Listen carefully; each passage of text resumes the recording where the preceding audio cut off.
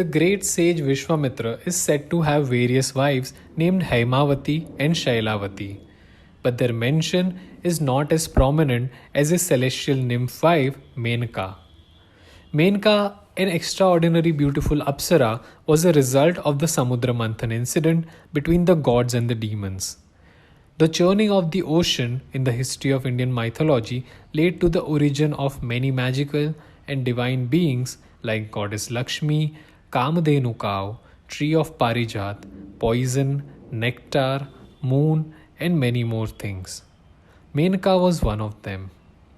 Menka, along with the beauty, also had talent and intelligence in her. Her and Vishwamitra's stories started to get entangled when Menka wished for a family. Vishwamitra, on the other hand, was focused and directed towards penance and meditation.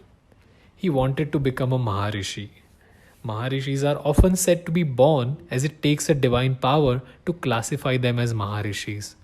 With the dedication and sincerity of Vishwamitra, he became the first Maharishi to have earned it on his own merit. His unbreakable penance and continuously increasing power frightened the gods. They were truly scared when he tried to make another heaven. Lord Indra, the god of rains, decided to send Menka to earth to lure him with her beauty and break his spell of meditation. Menka reached the forest where Vishwamitra was meditating in. Soon Vishwamitra opened his eye to be invited by a figure of a beautiful woman. Menka was successful in breaking his meditation and influencing him with her beauty, talent, and intelligence. She incited his lust and passion towards her. A version of this story mentioned that she births a child from this engagement. Then she leaves Vishwamitra and the daughter to return to heaven. Vishwamitra leaves the child in the forest to be found by Kanva and raised by him. He named her Shakuntala. Another version of this story mentions Vishwamitra being an impressive personality and Menka falling in love with him genuinely. They have a daughter, Shakuntala. This incident is mentioned and explained in detail in the Balakand of Valmiki Ramayana. Shakuntala grew up in sage Kanva's ashram. She fell in love with King Dushyant of Hastinapur. They fell in love when they first met in Kanva's hermitage.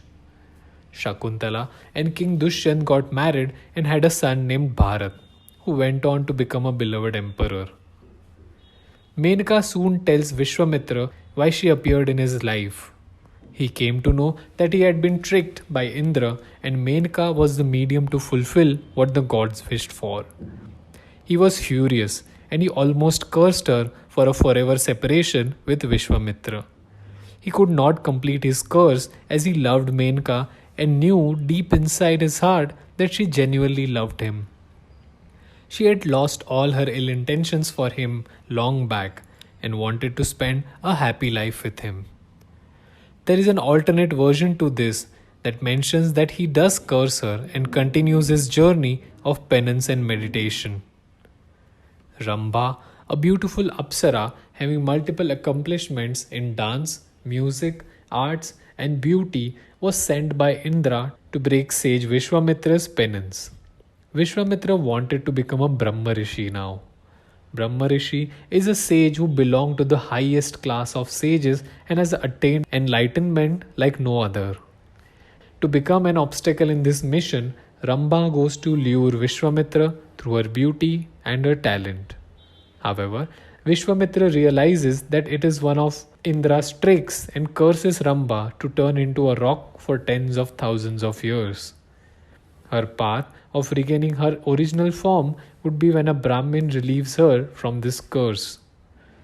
Defying all odds and standing strong against all challenges, Vishwamitra made his way to becoming a Brahma Rishi.